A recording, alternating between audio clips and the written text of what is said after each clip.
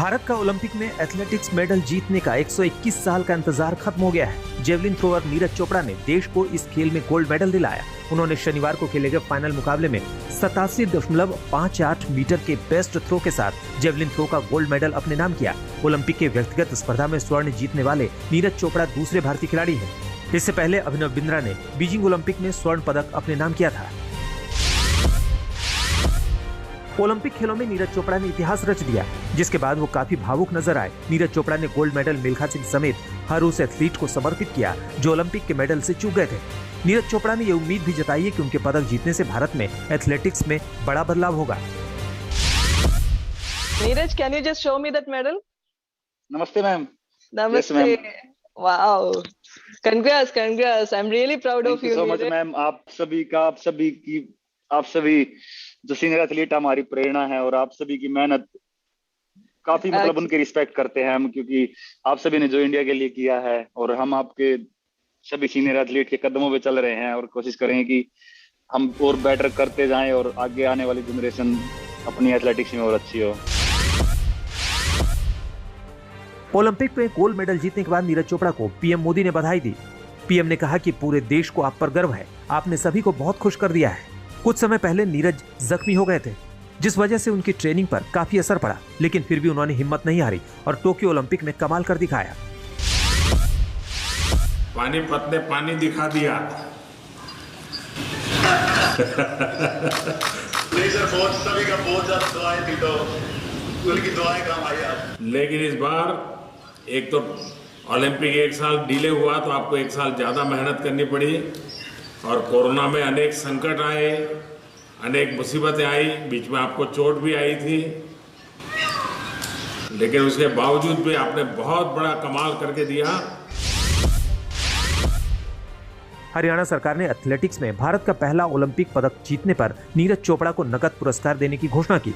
हरियाणा के मुख्यमंत्री मनोहर लाल खट्टर ने भाला फेंक में स्वर्ण पदक जीतने वाले नीरज चोपड़ा के लिए 6 करोड़ रुपए के नगद इनाम की घोषणा की।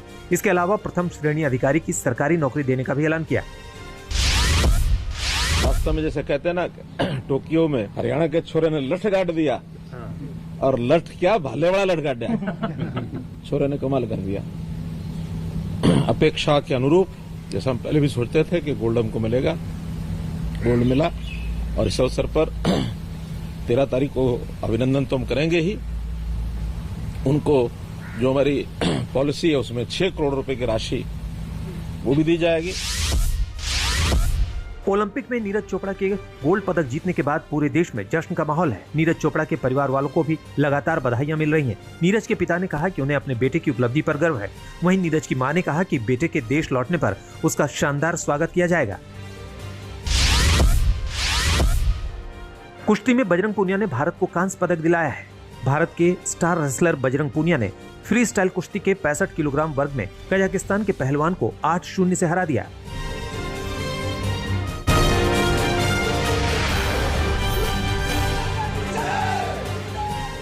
सूबेदार नीरज चोपड़ा ने टोक्यो ओलंपिक में गोल्ड जीतकर कमाल किया तो पूरा देश खुशी से झूम उठा।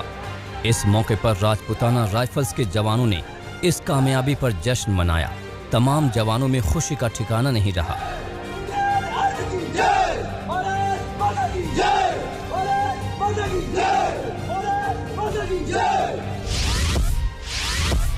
नीरज चोपड़ा के गोल्ड मेडल ने देश का सीना गर्व से चौड़ा कर दिया है। इस कामयाबी पर सबसे ज्यादा खुशी उनके कोच रह चुके नसीम अहमद के चेहरे पर दिखी। पंचकुला में नसीम अहमद ने लोगों के साथ इस जीत का जश्न मनाया। उन्होंने नीरज चोपड़ा की जमकर तारीफ करते हुए कहा कि ये नीरज का नहीं, देश का मेडल है। कोलकाता में भी खेल प्रेमी झूम उठे।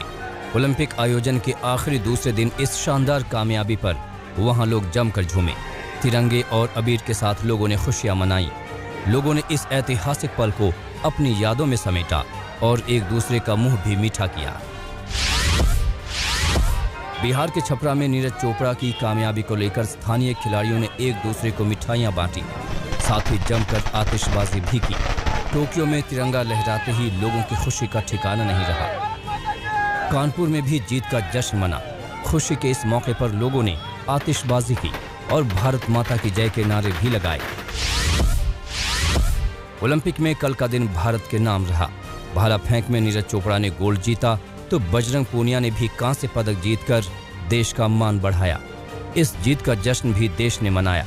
इसकी सबसे शानदार तस्वीर बजरंग पूनिया के घर सोनीपत में दिखी। वहां ढोल नगाड़ों के साथ बजरंग पूनिया के फैंस ने सेलिब्रेट किया, जमकर आतिशबाजी की। ढोल की थाप पर परिवार वाले भी झूमते नजर आए। अब घर वालों को बजरंग के घर लौटने का इंतजार है। जोरदार स्वागत की तैयारी है।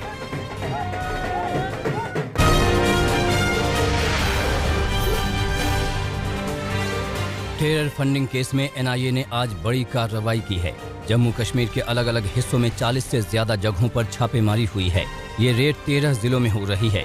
जम्मू, श्रीनगर और अनंतनाग में भी एनआईए का एक्शन है। सूत्रों के मुताबिक एनआईए का ये बड़ा ऑपरेशन है। इस छापेमारी में जम्मू कश्मीर पुलिस भी एनआईए के साथ मौजूद है। रांची के नामकुम इलाके में गैस लीकेज की वजह से एक घर में आग लग गई। इस हादसे में 3 लोग झुलस गए। बताया जा रहा है कि गैस सिलेंडर लीकेज होने से घर में अचानक आग लगी। देखते ही देखते घर के मुखिया, उनकी पत्नी और 8 महीने की बच्ची शोलों की चपेट में आ गए। उनमें से एक की हालत गंभीर बताई जा रही है। इस घटना में घर का सारा सामान भी जलकर खाक हो गया। जालौर में शनिवार को कालपी में यमुना नदी की बाढ़ देखने गए कई युवक सेल्फी लेने के चक्कर में हादसे का शिकार हो गए। उन युवकों से भरी नाव पलट गई। 2 ने कूदकर जान बचा ली, लेकिन बाकी लड़के नदी में डूब गए। जानकारी मिलते ही प्रशासन ने एनडीआरएफ की टीम को उनकी तलाश के लिए रेस्क्यू में लगा दिया। अब तक 2 के शव मिले हैं, जबकि 2 अभी भी लापता हैं।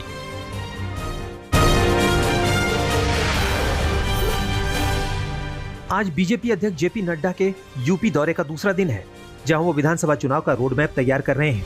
कल दौरे के पहले दिन जेपी नड्डा और मंत्रियों के बीच हुई बैठक में योगी सरकार के मंत्रिमंडल विस्तार पर चर्चा हुई। वहीं 4 एमएलसी के मनोनयन को लेकर भी मंथन हुआ। मंत्रियों के अलावा बैठक में संगठन और पार्टी के पदाधिकारी भी शामिल हुए। वहीं जेपी नड्डा ने पंचायत अध्यक्ष और ब्लॉक प्रमुखों के सम्मेलन में शिरकत की और उन्हें आगे की तैयारियों का मंत्र दिया। यूपी बीजेपी ने विधानसभा चुनाव की तैयारी के लिए अगस्त के कार्यक्रम तय किए हैं। 9 अगस्त यानी क्रांति दिवस से 15 अगस्त तक महापुरुषों की प्रतिमा और स्मारकों की बैठकें आयोजित होंगी। महापुरुषों की प्रतिमा और स्मारकों की सफाई का अभियान चलाया जाएगा। 10 से 20 अगस्त तक विधानसभा के हिसाब से बैठकें आयोजित होंगी। ये बैठकें विधानसभा प्रभारी लेंगे। 23 अगस्त से बूथ विजय अभियान शुरू किया जाएगा। 27,000 बूथ पर पार्टी लोगों को जोड़ने का काम करेगी। यूपी में अब्बाजान के योगी के बयान पर सियासत तेज हो गई है।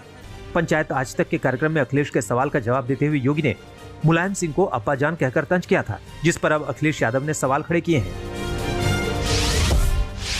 भारतीय जनता पार्टी के मुख्यमंत्री जी को अपनी भाषा पर संतुलन रखना चाहिए। कल मैंने इंटरव्यू सुना है, हमारा आपका मुद्दों पर झगड़ा हो सकता है, लेकिन अगर हमारे पिताजी के लिए कुछ कह रहे हो तो तैयार रहना अपने आपके पिताजी के लिए भी मैं कुछ कह दूंगा। इसलिए मुख्यमंत्री जी अपनी भाषा का संतुलन रखें। जातीय जनगणना और मंडल कमीशन की सिफारिशों को लागू कराने की मांग को लेकर आरजेडी ने राज्यव्यापी प्रदर्शन किया। सभी जिला मुख्यालयों पर आरजेडी ने धरना प्रदर्शन किया। पटना में तेजस्वी यादव की गैर मौजूदगी में सड़क पर उतरे आरजेडी नेताओं को पुलिस ने रोका तो वो सड़क पर ही धरने पर बैठ गए।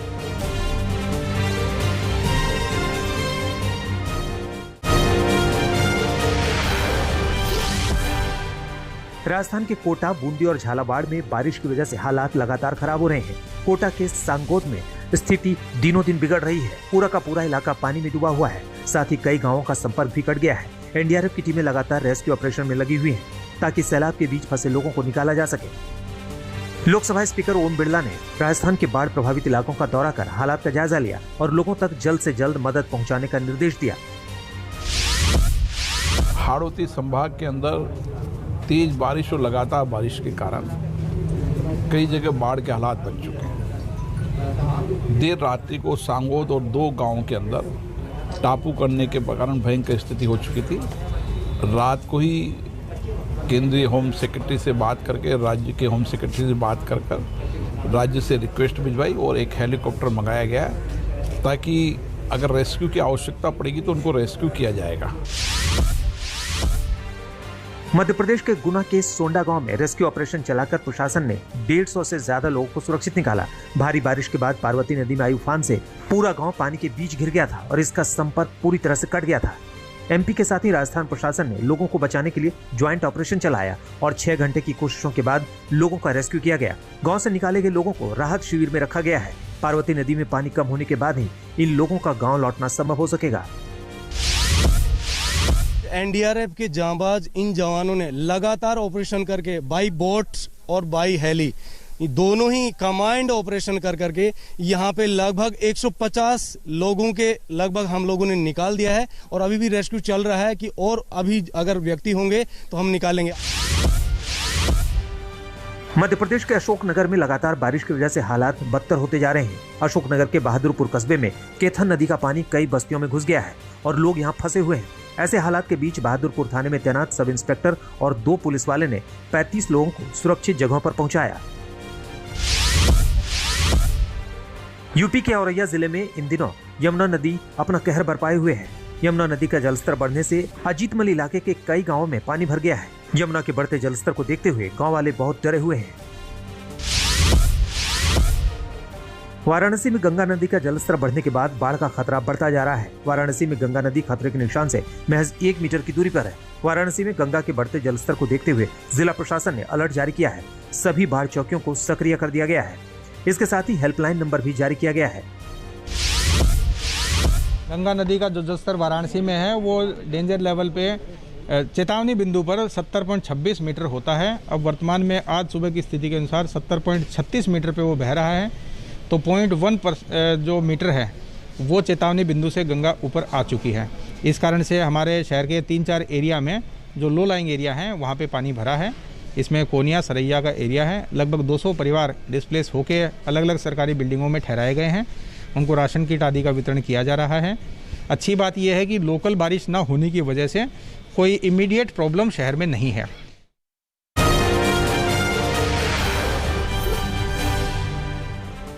मध्य प्रदेश के श्योपुर में भारी बारिश की वजह से बाढ़ के गंभीर हालात हैं। इन सब के बीच वहां लोगों का गुस्सा प्रशासन की सुस्ती को लेकर फूटा। राहत नहीं मिल पाने से नाराज प्रभावित लोगों ने अपने गुस्से का इजहार किया। सड़क पर जमकर प्रदर्शन किया। जब अधिकारी उन्हें समझाने पहुंचे तो भीड़ ने तहसीलदार की गाड़ी पर पत्थर भी फेंके।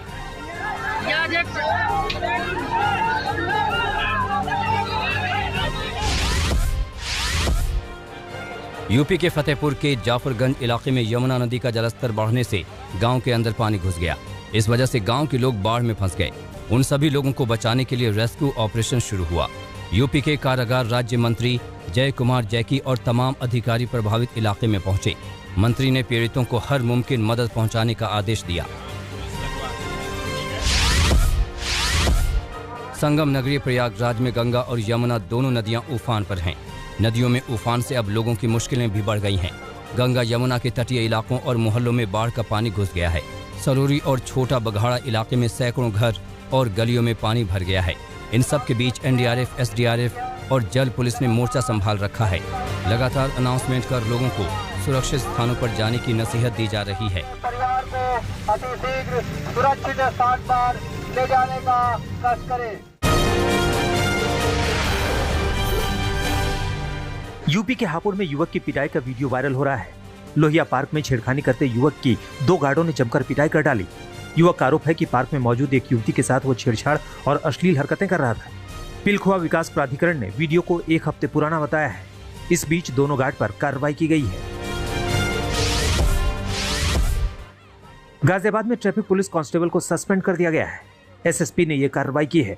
2 दिन पहले डासने में तैनात traffic police constable Yogendra Singh का वीडियो वायरल हुआ था। इस वीडियो में योगेंद्र सिंह पर नशे में ड्यूटी देने और 3 लड़कियों से अभद्रता का आरोप है। यूपी के मुरादाबाद में महिला ने बेटे को मौत के घाट उतार दिया। महिला ने 4 साल के बेटे को मार डाला, वहीं 7 साल के बेटे को गंभीर रूप से घायल कर दिया। वारदात के बाद महिला ने खुद की जान लेने की भी कोशिश की। लोगों के ऐन मौके पर आने से एक घायल बच्चे को अस्पताल पहुंचाया जा सका। वहीं महिला को भी अस्पताल में पुलिस के आने के बाद भर्ती कराया गया। ये थाना कटघर क्षेत्र में एक महिला द्वारा अपने पुत्र की हत्या व अपने आप को और अपने अन्य पुत्र को घायल करने की सूचना प्राप्त हुई। तत्काल मौके पर पुलिस पहुंची। जानकारी में आया है कि इस महिला ने अपने 4 साल के पुत्र की हत्या कर दी, अपने आप को और अपने 6.5 साल के पुत्र को भी मारने का प्रयास किया, जिसमें ये घायल हो गए। इन दोनों का इलाज इस समय अस्पताल में चल रहा है। जानकारी में अभी तक ये आया है कि इसके पति और ये आर्थिक रूप से तंगी में चल रहे थे, जिसके कारण ये परेशान थी। उसी के चलते इसने अपने छोटे पुत्र की हत्या कर दी, अपने और अन्य पुत्र को भी मारने का प्रयास किया। अलवर में 16 साल की नाबालिग से गैंगरेप और अश्लील वीडियो बनाने के मामले में केस दर्ज किया गया है। आरोपियों ने पीड़िता का वीडियो बनाकर वायरल करने की धमकी दी और कई बार गैंगरेप किया। आरोपियों ने नाबालिग से 3 बार धमकी देकर पैसे भी ऐंठे। पुलिस ने इस मामले में 4 आरोपियों के खिलाफ पॉक्सो एक्ट और SC/ST एक्ट में केस दर्ज किया है।